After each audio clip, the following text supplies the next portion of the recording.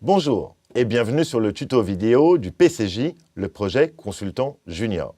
C'est une initiative pédagogique de votre MBA extrêmement importante, puisque une journée par semaine, après notre séminaire d'intégration, vous êtes affecté par groupe de 3, 4, 5 à un sujet d'accompagnement d'entreprise, c'est-à-dire 8 heures par semaine, une journée homme de consultant junior. Enfin, un point sur l'état d'esprit. Vous comprenez qu'on veut développer chez vous l'autonomie, la situation professionnelle où je dois gérer de A à Z la réalisation concrète pour une entreprise.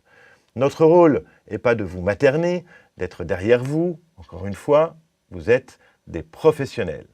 Mais évidemment, on est à votre disposition. Le premier aspect, c'est si l'entreprise ne joue pas le jeu. Elle doit vous envoyer des données vendredi, on est à J+8, vous n'avez toujours pas vos données, c'est l'ensemble du projet qui est décalé.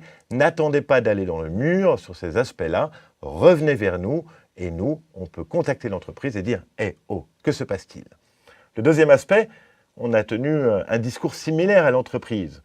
Elle est autonome avec vous, mais si l'entreprise sent que le groupe n'avance pas, qu'elle voit 2 étudiants sur 5, eh bien, elle nous appelle pour nous alerter et c'est à notre tour de revenir vers vous pour recadrer et resserrer les boulons si nécessaire. Chaque sujet est différent.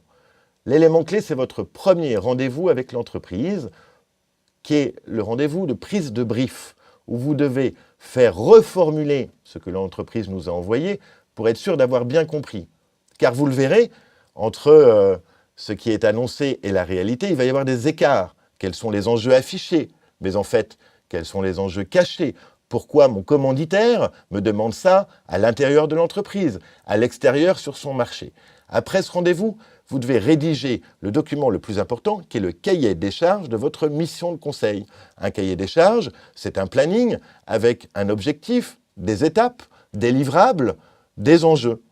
C'est presque un document contractuel après ce premier rendez-vous. Cher client, êtes-vous d'accord? On vous a rencontré, on vous a bien compris et on a reformulé notre discussion qui est quelque part notre contrat de travail pour le livrable début avril.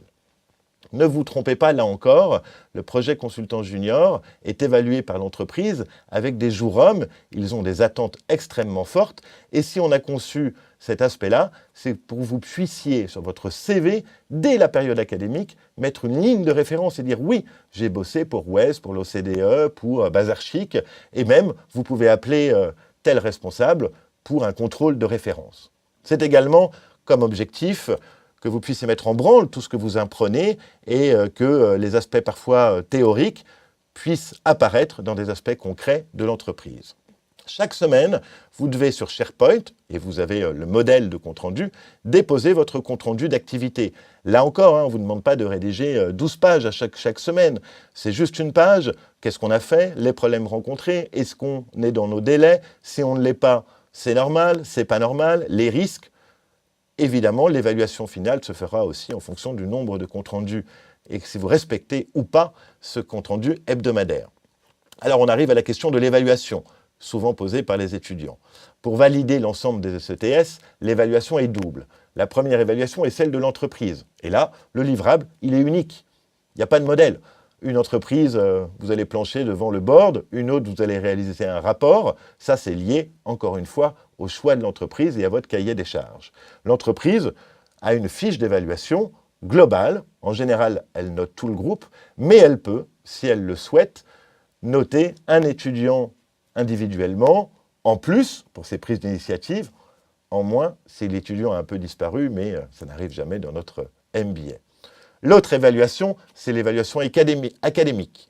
Vous aurez, en fin d'année, une présentation de 20 minutes devant toute la classe et l'ensemble de l'équipe pédagogique pour expliquer votre projet, les problèmes rencontrés, la réalisation.